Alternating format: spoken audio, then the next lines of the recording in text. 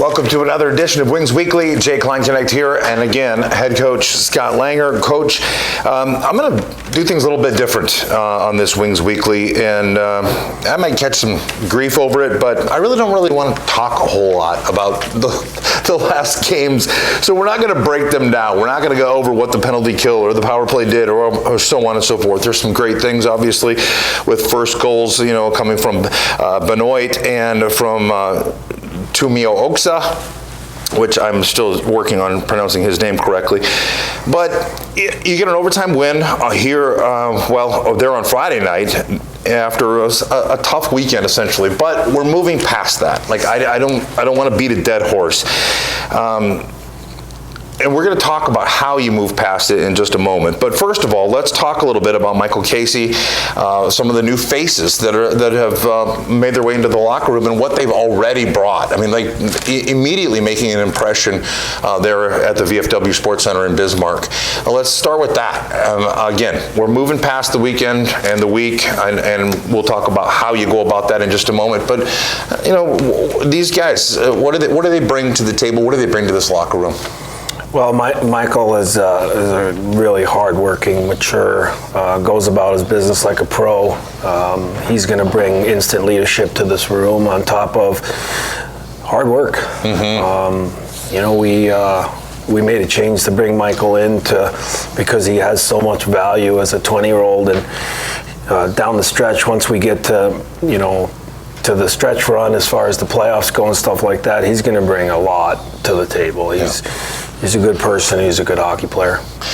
And then Finnish player coming in, Aruba Tuomio Oksa. Again, I'm going to keep working on that, even though I've rolled it through my head 1,000 times. It doesn't quite roll off the tongue the way I'd like it to. But anyway, obviously a skilled player brings a lot of talent to the table, I would imagine. He brings a lot of speed. I mean, he's a guy that can get up and down the ice really quick, and he's got a good skill set to him. He's probably got one of the best skill sets on the team, coming in. And I thought he did a really good job in his first 2 games and playing in North America. It's not easy to go from a big rink to a small rink, and a lot less space. And he did a great job. And he's going to add a lot to our power play and our offense because of his ability to make plays. Well, the power play in itself, scoring the goals that it did over the weekend, that was pretty evident, honestly. I mentioned it.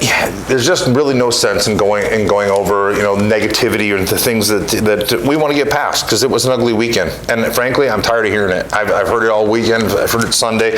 Here it is, today already. People, what happened? Oh, what happened? And I think people almost get a little bit spoiled, with the Wings winning and having, this culture of success, that when things go bad, they're like, well, what's going on? And it kind of almost, frankly, it frustrates me a little bit to deal with and to field the questions. But all we can do, all the team can do, is move forward. How do you move forward? What are the steps that you can take as a group and say, that is behind us, because it was an ugly game Thursday. Friday you bounce back and say, that's behind us. But then Saturday, that one sticks with you a little bit. What are the steps you can take? Well, I mean, we're fighting some things right now. It's that time of the year where things add up. And we won't go into detail about our personnel, but it's guys are they're working as hard as they can on what they got, and nobody knows that. And they don't live inside our locker room, and I don't expect them to do that. And they have a right as a fan, as a supporter, to ask those type of questions. And they've had a pretty good go with a lot of wins and a lot of banners and a national title to their name, and that was all in the maybe first 10 years of 10 years of having a franchise. So I think they've had it pretty good, and I would expect them to support us just like they always have, and they will, and they certainly will. There's no question. And you know what, they deserve to be upset. We're upset But we just have to. We're going to be accountable this whole week, and we're gonna put our best team that we can possibly field on the ice on Friday, and we're going to go back at it. I mean, it's a long season. It is. This is a first for me as a coach. I haven't been through a stretch like this with so many variables that are hard to conquer. So for myself, I'm learning, trying to get through it myself, because losing sucks. Yeah. And losing that way sucks. Just listening to their broadcast and their owner hooting and hollering on their broadcast, and that's just added motivation. I can't wait for them to come back in this weekend. And then my job, is to make the players feel the same way, where they just can't wait for that team to walk through that door. And that's where I want to be come Friday night at 7:15. Right.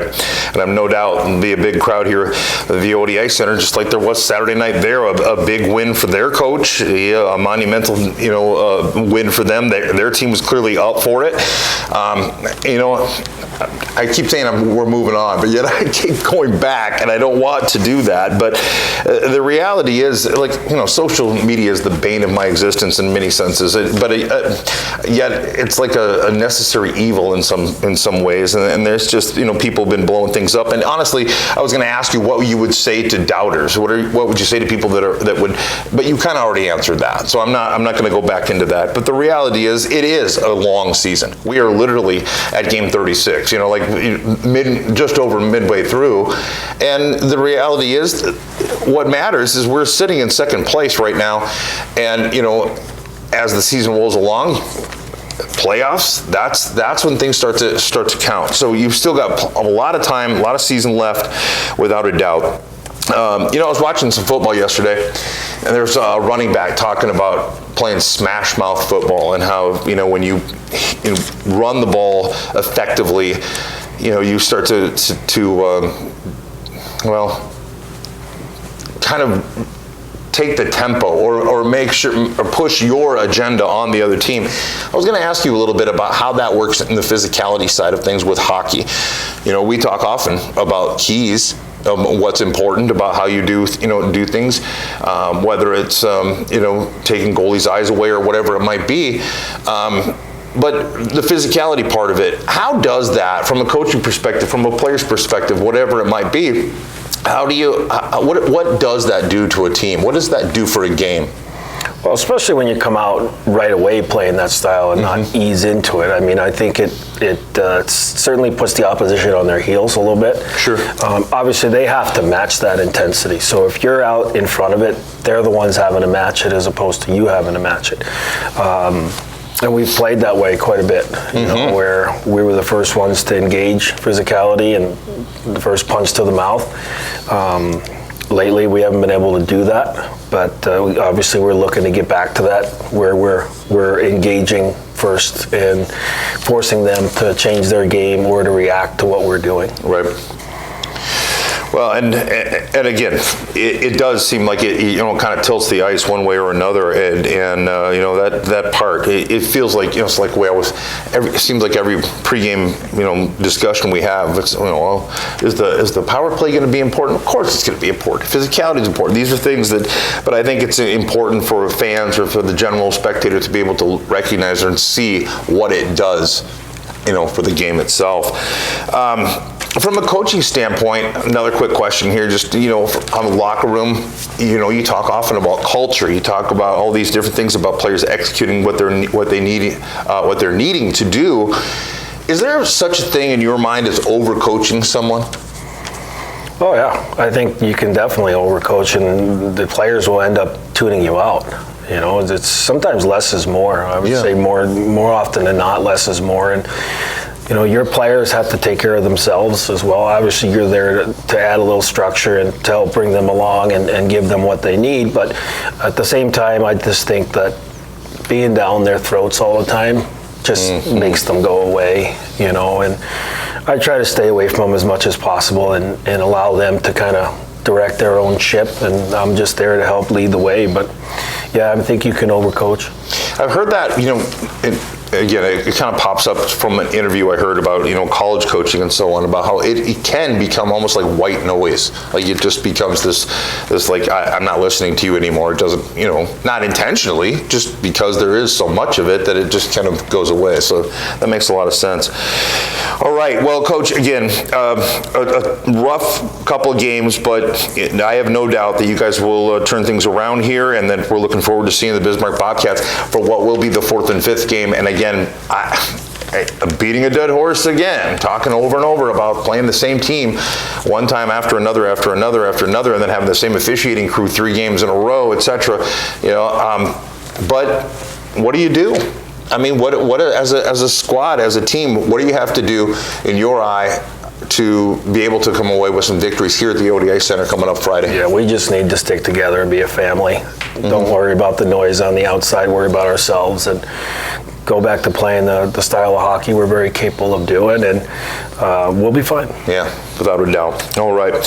Well, as always, Coach, I know you're a busy guy, got a lot going on, a lot of preparation, a lot of things happening, but we appreciate you taking some time to kind of let the fans know a little bit about what's going on in the offices and in the locker room here. Thanks, Jay. All right, folks, we'll return with the second portion of Wings Weekly coming up after this.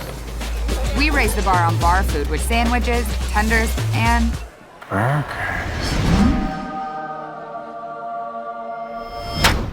there's more where this came from.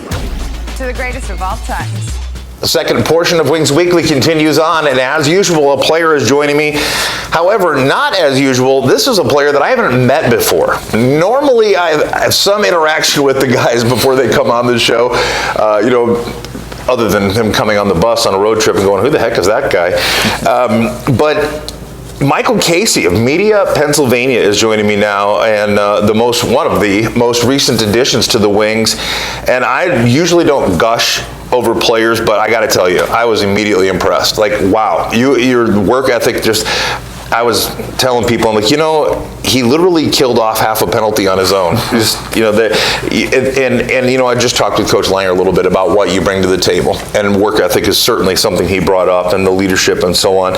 But you come to us from Corpus Christi, and you're a captain there. You come to the Aberdeen Wings.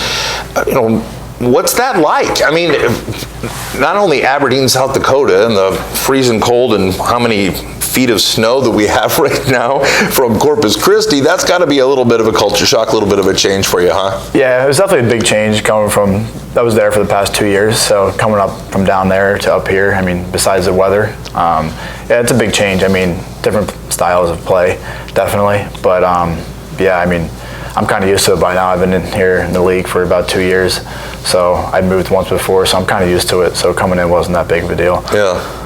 What were your first impressions? I mean, not only of the community, but as you come into the locker room, guys, I often talk to them about what it's like when somebody new comes in and how they greet them, how they kind of make them feel at home. What's that transition been like? You mentioned that, you've been through it before, but every team's got to be a little bit different. Every town's got to be a little different, I would think. Yeah, definitely. I mean, coming into it, I knew this was a good hockey club, and so when I came in here the first day, I mean, everyone welcomed me. I mean, all the kids came up, shook my hand, so right then I knew it was a good group of kids, and before that I could tell they're good on the ice, obviously the good group of players, but yeah, they took me in right away, and it was great. Does that help, do you know, I always talk about how hockey is such a small world. There's somebody has played against somebody or was a teammate against somebody, and usually there's some text messages or something that somebody who has been here before or that knows something about the community or whatever it might be. Did you have any inside information, so to speak, coming in? Yeah, I knew Patrick O'Connell. I played with him. We're kind of from around the same area, so I played with him growing up, played against him a lot. So I was texting before I came. He was giving me the rundown of, how it is here, how it was. So it was good to know someone coming in better than knowing no one. Yeah, well, and that's honestly why I asked, because I had heard that you kind of knew OC, and I always feel like that would give a little, I don't want to say security, but make a guy feel a little bit more at ease coming in. Leadership-wise, Coach talked about the veteran leadership and the work ethic that you have. That's abundantly clear early on. What is it like, though, coming into a team, midway through the season that we talked about, but now you're not, you can't really, how do I want to put that? You can't really be a leader when you first step in, you know what I mean? But you have this characteristic, you have this in your personality. That's got to be a little bit of a weird feeling in a sense to kind of almost take a back seat for the first little while at least until you get acclimated. What's that part like? Right, yeah, I mean, you come in and kind of just watch how everything goes, how they run things here, because everybody runs things differently. But right away, you kind of want to play a big role because you don't want to let anyone down here. So, I mean, I just try to go out there and try to just play how they play and play hard. So, I give it all I got for them. Yeah, and like I said, that's been abundantly clear here so far. How did you get started? This is just a go-to question that I pretty much ask everybody, but it's always interesting to hear how you got started with the sport. Was there an influence or somebody in your life that, maybe a parent or a brother or whatever that kind of led you down this path? Yeah, I mean, my dad played growing up. Okay. So he played for a while, so he got me started when I was young, 4 or 5 years old, so I've been playing ever since then. Do you have a style that you kind of like model your game after? Is there anybody maybe in the NHL or anybody like that? Or you just kind of do your own thing? I mean, I kind of do my own thing, but I always watch Crosby. I'm a big fan of him. He plays a good 200-foot game, so I just try to kind of go off him. You're gonna have somebody to influence your game after, or to follow game after. He'd probably be a pretty good one. When you're away from the rink, do you have any hobbies? Like a lot of the guys are gamers, or we've some that are outdoorsmen, whatever it might be. What kind of interests and hobbies that you have that I guess that you like to do when you're not working out or on the ice? Yeah, I mean, last night we played poker, so we'll do that. I like playing poker outside. Video games, I golf sometimes when I'm off, so I mean, I pretty much do anything. So who so far, I mean, again, I know you're new to the team, but who so far would you say is the best poker player? Who's got the best poker face? I think Beckel, he took $20 from me last night. So, yeah. So I'm down 20 for him already. All right, Luke, dinner's on you. All right. I always have to ask kind of a silly question or a goofy question, kind of again, kind of a get to know you sort of thing. If you were on death row for whatever reason, what would you have as your last meal? What would be like, okay, you can have whatever it is, this plateful, what's it gonna be? Probably be steak, chicken, and baked potato, basic. Steak, chicken, baked potato, like that, meat and potato kind of guy. How do you prepare the steak? How do you ask for it to be prepared? Medium well. Medium well. Yeah. It's got to be medium rare. All right, superhero. If you had one superhero, no matter, I'm not a huge superhero guy, so I don't even know all their names and stuff, but like if you had a superpower or could be a superhero, what would you choose? Yeah, I'm not a big superhero guy either, but probably like have the ability to fly. Yeah, that'd be pretty cool. Yeah, fly around wherever. Don't have to worry about driving anywhere. Yeah, and no traffic, no obstacles. Yeah. I'm with you on that one. That's a great one. All right. Well, again, we're rolling along here. Just kind of an introductory to to you and to what people see behind the scenes, or not behind the scenes so much, but behind the visor, and getting a chance for them to see behind the scenes a little bit. What about your hockey history and so on. Moving forward, I was just talking with Coach. You've got the Bismarck Bobcats coming home here against you guys here at the ODI Center. What do you feel like as a team that you need to do? What are some keys? Obviously the coaching staff, they have one job in mind. They have their breakdown of video and so on. But players, they've got to execute that. What do you suppose it is? What do you think that you guys need to do as a team to come away with some wins here this Friday, Saturday? Yeah, I mean, like Coach said, we got to come stick to a team. These things are going to happen. You're going to have downs, you're going to have ups. The puck's not going to go your way. So we just got to stick together, how hard we can practice, and we'll go into Bismarck and we'll be fine. Yeah. Well, and it's funny, we've talked often, I feel like anyway, about before the Christmas break, or about the team gelling and so on. And that takes a little bit of time, especially when you get some new faces in the locker room and stuff, and you get a chance to actually practice with the team for a whole week and so on. Get to be part of that. I'm sure it's going to make a huge difference, but looking forward to a great crowd at the ODI Center here coming up this Friday and Saturday as the Wings finish off a 5-game series with the Bismarck Bobcats. I've got a bunch of notes here, folks, just to pass these along. Doors open on Friday night at 5:30, and the puck drops at 7:15 here at the ODI Center. We welcome House of Glass as the game's corporate sponsor inside the Automax Party Deck. Plus, if you buy a ticket at the door on Friday night, you can get a ticket to Saturday's game for just $5. Once again, doors open at 5:30 on Saturday, and the puck hits the ice at 7:15. It's Military Appreciation Night. All current and former military just need to show an ID at the door for free admission to the game. Plus, it's Blackout Night. We're your Black Wings fans. And we welcome the Dakota Fluid Power as the game's corporate sponsor inside the Automax Party Deck. Stick around after the game for another Danger Von Dempsey's Skate with the Wings. As always, tickets are available online at tickets.aberdeenwings.com or at the door on game nights. $10 general admission tickets are also available at any Sea Express location in Aberdeen with additional purchase. Just a reminder that all SDAHA players and coaches can receive $5 general admission tickets at the door all season long.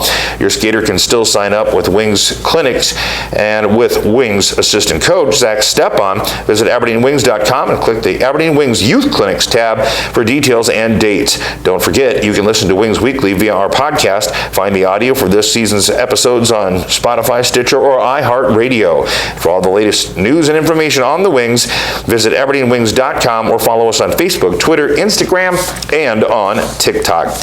Michael Casey, again, welcome to the Aberdeen Wings, welcome to Aberdeen, and thank you so much for taking some time out of your day to join us here a little bit and let folks get to know you. Yeah, thank you. All right, folks, that'll wrap up this week's Wings Weekly.